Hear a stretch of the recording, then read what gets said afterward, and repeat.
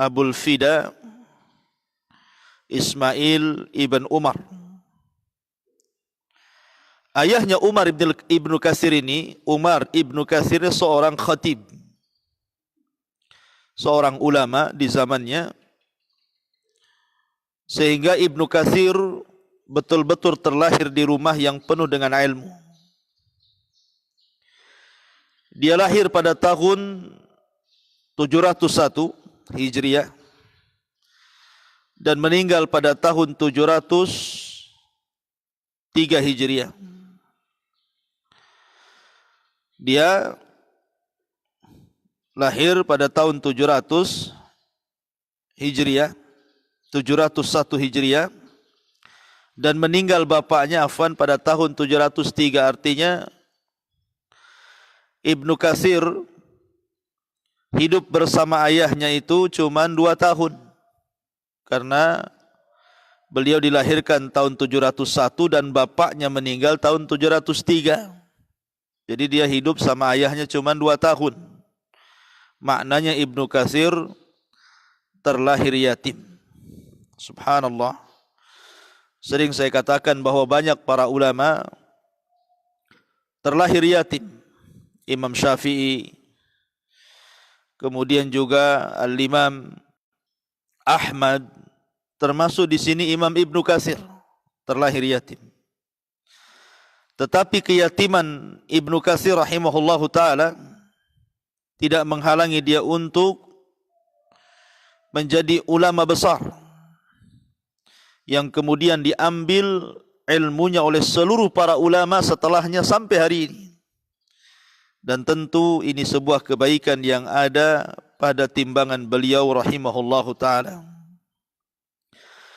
Ma'asyiral muslimin yang dimuliakan Allah Azza wa Jal, Ibnu Katsir ini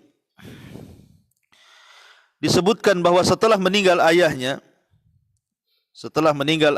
dan Ibnu Katsir itu usianya hampir 63 tahun, karena meninggal pada tahun 774, artinya usianya sekitar 63 tahun dia meninggal. Jadi ketika ayahnya meninggal dan di usia 2 tahun beliau, Al-Imam Ibnu Katsir rahimahullahu ta'ala dirawat oleh abangnya, oleh saudara kandungnya, namanya Abdul Wahab. Lah Abdul Wahab ini seorang talabatul ilmi, seorang memang yang cinta dengan ilmu. Makanya selama kemudian dia berada bersama abangnya, bersama saudaranya, saudaranya inilah yang kemudian menggembleng Ibnu Katsir sehingga dia sudah hafal Quran sejak kecil. Sudah hafal Quran sejak kecil, hafal mutun-mutun hadis, kemudian sejarah-sejarah dasar yang mengajari oleh saudaranya yang paling besar yang bernama Abdul Wahab atau dikenal dengan Kamaluddin Abdul Wahab rahimahullahu ta'ala. Kemudian setelah itu dibawa safar, dibawa rihlah ke Damaskus. Di sinilah Ibnu Katsir kemudian menimpa ilmu dengan para ulama besar, karena memang di zamannya hidup para ulama besar seperti Imam Zahabi, Imam Ibnul Qayyim rahimahullahu ta'ala, dan juga Ibnu Taimiyah. Bahkan Ibnu Taimiyah menjadi guru yang sangat berpengaruh kepada Ibnu Katsir. Ibnu Taimiyah itu sangat memberikan pengaruh kepada Ibnu Katsir. Sehingga pengaruh Ibnu Taimiyah kepada Ibnu Katsir menjadikan Ibnu Katsir itu sosok yang mandiri. Dia tidak pernah taklid pada siapapun dan dia kembali kepada Quran dan Sunnah. Dan kita tahu mauqifnya Ibnu Taimiyah terhadap politik sangat keras sehingga dia bolak-balik masuk penjara. Lah, Ibnu Katsir ini karena banyak membela gurunya Ibnu Taimiyah, kurang lebih akhirnya dia ditangkap dan dimasukkan ke dalam penjara. Begitulah para ulama, tantangan di hadapan pemerintah terkadang harus menjadikan badan-badan mereka masuk ke dalam penjara. Dan itu tidak ada masalah bagi para ulama. Karena bagi para ulama itu yang di penjara itu badannya saja, tapi hati mereka bebas kemana-mana. Makanya tidak ada pengaruh. Mau di penjara, mau di luar penjara, para ulama itu tenang saja. Bagi mereka sama saja. Ma'asyiral muslimin yang dimuliakan Allah Azza wa Jalla, sampai akhirnya dia berguru kepada seorang ulama besar namanya Al-Hafidh Al-Mizzi. Al-Hafidh Al-Mizzi. Al-Hafidh Al-Mizzi ini memiliki karya luar biasa. Ya, namanya Tahdzibul Kamal kalau tidak salah. Itu kitab yang merangkum rijalnya kutubus sittah. Jadi Al-Hafidh Al-Mizzi rahimahullahu taala adalah seorang ulama yang sangat besar, bahkan dia juga memiliki istri seorang wanita saleh namanya Aisyah bintu Ibrahim. Itu seorang qari. Memang pakar Al-Quran istrinya itu. 80 tahun menemani suaminya, dia habiskan untuk Quran istrinya. Sehingga banyak kemudian para ulama, para wanita di zaman itu belajar kepada istrinya Imam Mizzi ini. Karena memang pakar Quran. Ya, pakar Quran, sehingga Imam Mizzi sangat mencintai istrinya dan tidak pernah kemudian meninggalkan istrinya. Dan Imam Mizzi sendiri adalah seorang alim besar. Bayangkan dia merangkum kitab kutubus sittah, diambil rijal-rijalnya, diambil para perawinya, kemudian dikomentari.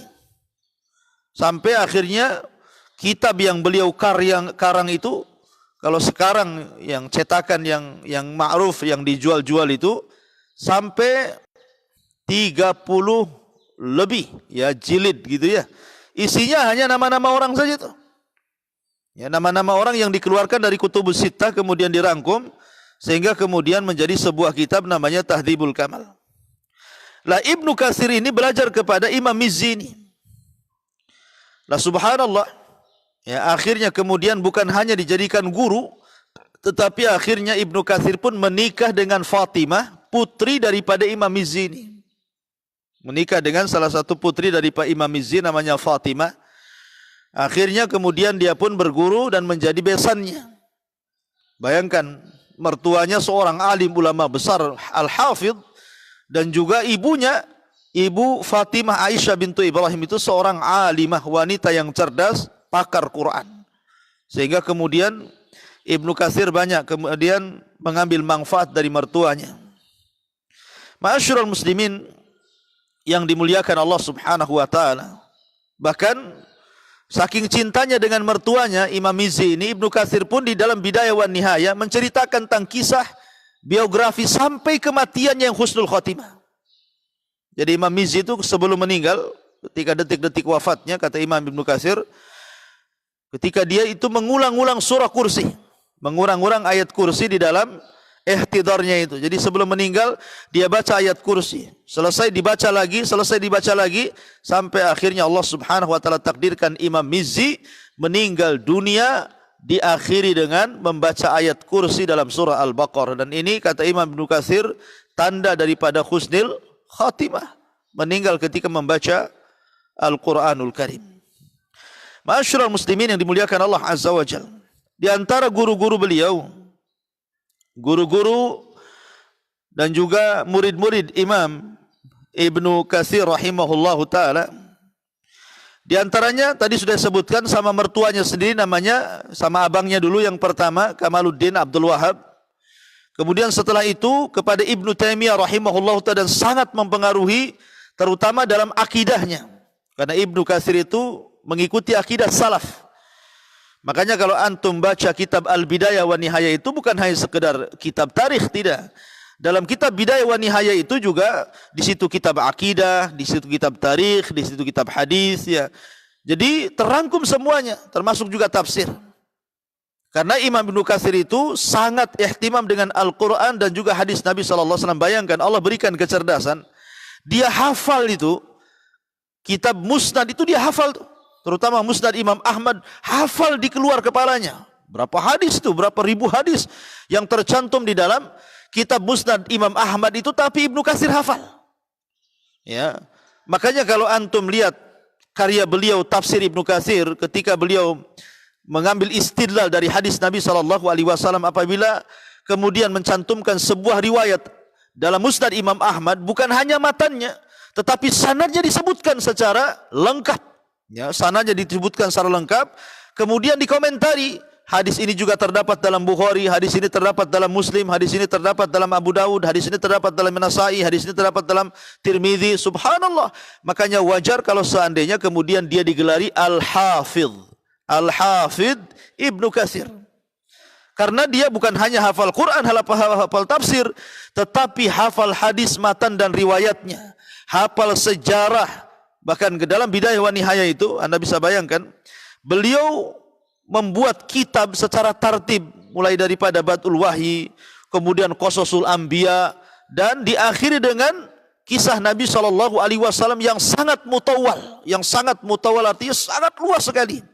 Sampai Syekh Albani rahimahullahu ta'ala ketika hendak berusaha meringkas gitu ya, mengeluarkan riwayat-riwayat yang dalam Bidayah wa Nihayah tentang kisah Nabi SAW, beliau mengatakan, sesungguhnya apa yang ditulis Ibnu Katsir dalam Bidayah wa Nihayah itu sesuatu yang sangat luas, butuh waktu lama untuk mengeluarkan riwayat-riwayat itu, kata Syekh Albani rahimahullahu ta'ala, karena luasnya pengetahuan Al-Hafidh Ibnu Katsir rahimahullahu ta'ala.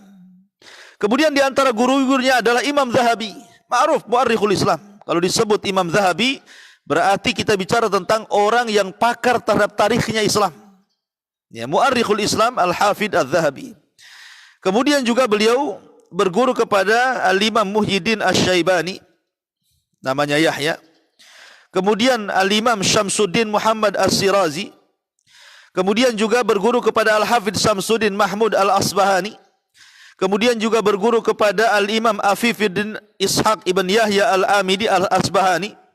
Dan banyak lagi gurunya yang luar biasa, sehingga dia tercetak menjadi ulama. Jadi berguru kepada ulama besar sehingga jadi ulama. Wajar kalau murid-muridnya juga jadi ulama besar. Ibnu Katsir itu banyak berguru kepada dia Al-Hafidh Alauddin, atau dikenal dengan Ibnu Hajai, salah seorang faqih dari fuqaha Syafi'i. Kemudian juga berguru kepada dia adalah Muhammad ibn Ismail ibn Katsir, anaknya sendiri, Muhammad ibn Ismail ibn Katsir. Termasuk juga Ibnu Abil Iz Al-Hanafi, ma'ruf Abil Iz Al-Hanafi, dan dia seorang fuqaha dari mazhab Hanafi, padahal Imam Syafi'i itu adalah Imam Ibnu Katsir itu seorang yang menguasai mazhab Syafi'i. Ya, dia faqih Syafi'i, mazhabnya mazhab Syafi'i. Sementara belajar kepadanya Al-Imam Ibnu Abil Iz dari fuqaha Al-Hanafi. Kemudian juga Al-Hafidh Abul Mahasin Al-Husaini, kemudian Muhammad ibn Muhammad Al-Khadir Al-Qurashi, dan banyak lagi, diantaranya Syarafuddin Masmud Al-Antaqi An-Nahwi, seorang ahli nahwu, itu juga belajar kepada Al-Imam Ibnu Katsir rahimahullahu ta'ala. Ma'asyiral muslimin yang dimuliakan Allah Azza wa Jalla. Makanya kemudian Ibnu Katsir setelah kemudian beliau keliling rihlah sebagaimana para ulama yang lain, terutama dia habiskan para ulama yang ada di Syam, akhirnya kemudian dia memfokuskan juga bukan hanya sekedar belajar, tapi juga mengarang. Seperti akhirnya keluarlah kitab tafsir Ibnu Katsir, kitab Tabaqat Al-Fuqaha, kitab Manaqib Asy-Syafi'i, termasuk kitab yang sangat fenomenal Al-Bidayah wan Nihayah, termasuk juga kitab At-Takmil fi Ma'rifati Thiqati wad Du'afa wal Majahil, termasuk juga kitab Takhrij Al-Ahadits Mukhtasar Ibnul Hajib. Bahkan dia juga berusaha untuk mensyarah kitab-kitab besar, tapi sebagian kitabnya ada yang hilang dan tidak sempat dicetak, tetapi sebagiannya juga alhamdulillah sampai kepada kita. Salah satunya tafsir yang luar biasa, tafsir Ibnu Katsir, dan kitab sirah yang luar biasa Al-Bidayah wa Nihayah. Jadi Ibnu Katsir itu diunggulkan dengan tiga ilmu. Pertama, dia unggul di bidang tafsir. Yang kedua, dia unggul di bidang hadis. Dan yang ketiga, dia diunggul di bidang sirah. Tiga-tiganya dikuasai. Ya tentu yang lainnya juga seperti akidah, fikih, dan yang lainnya. Makanya disebut Al-Hafidh. Ya, karena dia menguasai ilmu itu bukan dalam buku, tetapi dalam hafalan. Ya, jadi hafalannya sangat kuat sekali. Makanya kemudian dia mengungguli akron di zamannya, kawan-kawan di zamannya, sehingga orang-orang setelahnya menganggap bahwa dia seorang yang hafidh. Yu'addul Imam Ibnu Katsir min asyharil fuqaha'i wal muhadditsin wal mu'arrikhin. Maka Imam Ibnu Katsir dianggap di zaman itu pakarnya fikih, pakarnya hadis, dan pakarnya tarikh, termasuk juga minal mufassirin, pakarnya tafsir Al-Quranul Karim. Ma'asyiral muslimin, yang dimuliakan Allah Subhanahu wa taala. Adapun di antara pujian para ulama disebutkan oleh Imam Zahabi. Imam Zahabi gurunya sekaligus akronnya. Jadi Imam Zahabi pun terkadang mengambil istifadah dari Ibnu Katsir, dan Ibnu Katsir banyak belajar tarikh terhadap Imam Zahabi rahimahullahu taala. Apa kata dia? Al-Imamul Muftil Muhadditsul Bari' faqihun wa mufassirun walahu tasanif mufidah. Ibnu Katsir seorang imam, ahli fatwa, seorang ahli hadis, seorang ahli fikih, seorang ahli tafsir, dan dia banyak karya-karyanya yang sangat bermanfaat untuk kaum muslimin. Kemudian Al-Hafidz Ibnu Hajar rahimahullahu taala mengatakan juga, istaghala bil hadithi mutala'atan fi mutunihi wa rijalihi wa kana katsirul istihdhar husnul mufaqiha sarat tasannifuhu fi hayatihi wa antafa'an nasu biha fi hayatihi wa ba'da mamatihi. Kata Al-Hafidz Ibnu Hajar rahimahullah taala, dia orang yang disibukkan dengan hadis, betul-betul dia telah hadis itu secara detail. Kemudian dia betul-betul menguasai matan hadis, rijal hadis, dan orangnya istihdhar. Kalau ditanya itu langsung hadir gitu ilmunya, jawabannya langsung ada. Dan dia baik cakapnya. Maksudnya bahasanya sangat indah, sangat lugas, penuh dengan faedah-faedah. Kemudian sehingga banyak karyanya yang bermanfaat di masa hidup dia, bahkan setelah meninggalnya. Dan ini menunjukkan pujian yang luar biasa. Termasuk di dalamnya adalah perkataan Al-Imam As-Suyuti rahimahullahu taala, al-umdatu fi ilmil hadis ala ma'rifati sahihil hadis wa sakimihi wa ilalihi wa ikhtilafi turuqihi wa rijalihi jarhan wa ta'dilan. Imam Ibnu Katsir adalah rujukan dalam ilmu hadis, terutama dalam pengetahuan hadis ini sahih, hadis ini sakit, hadis ini banyak cacatnya, ini perselisihan jalan-jalannya, rijal-rijalnya, orang ini thiqah, orang ini sakit, orang ini dhaif, orang ini kadzab, semua tahu, ya. Jadi Allah Subhanahu wa taala memang berikan kecerdasan kepada Ibnu Katsir luar biasa terhadap ilmu-ilmu hadis. Di antaranya sifat-sifat yang terpuji secara global adalah al-hifdzu. Dia kuat hafalannya. Jadi Allah berikan keistimewaan Ibnu Katsir itu dengan memiliki kekuatan hafalan, dan itu disebutkan oleh muridnya Ibnu Jaha. Kata dia, ahfad man adraknahu limutunil ahadits wa rijalihi wa a'rafuhum bi jarhiha wa sahihiha wa sakimiha wa kana aqranuhu wa syuyukhuhu ya'tarifuna lahu bidzalik. Ahfad man adrakna, orang yang paling hafal yang kami temui, kata Ibnu Juha rahimahullahu taala muridnya, apalagi dia terhadap matan-matan hadis, rijal-rijalnya, dan orang yang paling paham dengan jarh wa ta'dil, si fulan thiqah, si fulan kadzab, si fulan saduq, dan itu diakui kawan-kawannya, diakui oleh guru-gurunya, dan luar biasa. Kemudian yang kedua, al-istihdzar, orangnya mudah, kalau ditanya itu langsung hadir jawabannya, luar biasa. Tentu tidak lain karena hafalannya. Makanya ada kata-kata wahfad fa inna likulli hafidhin imam, ya. Sehingga disebutkan oleh para ulama, wahfad, hafalah, hafalkan Quran, hafalkan hadis, hafalkan mutun. Kata para ulama, fahfad fa inna likulli hafidhin imam, karena orang yang hafal itu pasti akan menjadi imam. Kemudian juga al-fahmu al-jayyid, pemahaman yang luar biasa, yang baik, dan itu taufik dari Allah Subhanahu wa taala. Kemudian juga al-iltizam bil hadithi wa sunnah. Di antara sifat-sifat beliau adalah beliau tamasuk dengan Quran dan Sunnah dan membantah orang-orang yang menyelisihi Al-Quran dan Sunnah Nabi SAW, dan dia memiliki akhlak yang terpuji, orangnya zuhud, orangnya wara, orangnya baik, dan begitu seterusnya. Termasuk juga memiliki sifat al-amru bil ma'ruf wa nahyu anil munkar, karena terpengaruh dengan Ibnu Taimiyah. Makanya akibat kerasnya beliau di dalam mengingkari sebuah kemungkaran, akhirnya bolak-balik masuk penjara juga, sama dengan gurunya Al-Imam Ibnu Taimiyah rahimahullahu taala, dan orangnya juga insaful khusum. Ya, beliau diberikan keadilan ketika bermuamalah dengan lawan-lawannya. Ma'asyiral muslimin yang dimuliakan Allah Subhanahu wa taala, termasuk dia islahuddin, orangnya memang agamanya luar biasa, rajin puasa, rajin salat sunnah, rajin zikir, baca Quran dan rajin menulis, dan begitulah di antara akhlak Al-Imam Ibnu Katsir rahimahullahu taala. Ma'asyiral muslimin yang dimuliakan Allah Subhanahu wa taala, intinya bahwa karena waktu juga tinggal 1 menit lagi, bahwa Imam Ibnu Katsir rahimahullahu taala diberikan kecerdasan yang luar biasa, karyanya diakui para ulama. Ketika Allah Subhanahu wa taala takdirkan dia meninggal dunia, maka Al-Hafidz Ibnu Katsir rahimahullahu taala kemudian wafat pada 26 Sya'ban tahun 774 Hijriah di Damaskus, ya di Damaskus, di usia ada yang mengatakan 63 tahun, ada yang mengatakan 73 tahun, dan Allah takdirkan di masa tuanya dia buta karena banyaknya membaca, banyaknya menulis, sementara kondisi lampu beda dengan zaman sekarang. Akhirnya Ibnu Katsir mengalami kebutaan. Ya, di akhir hayatnya mengalami kebutaan, dan dia sempat mengarang kitab Jami'ul Masanid, ya. Kemudian Musnad Abu Hurairah, tapi juga hilang kitabnya entah kemana.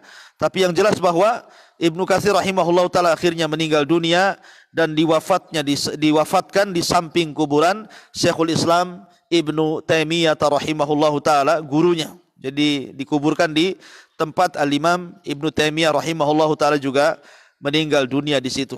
Itu di antara sekilas pandang tentang siapa Ibnu Katsir rahimahullahu taala. Subhanakallahumma bihamdika asyhadu an la ilaha illa anta astaghfiruka wa atubu ilaik. Allahu taala alam. Assalamualaikum warahmatullahi wabarakatuh.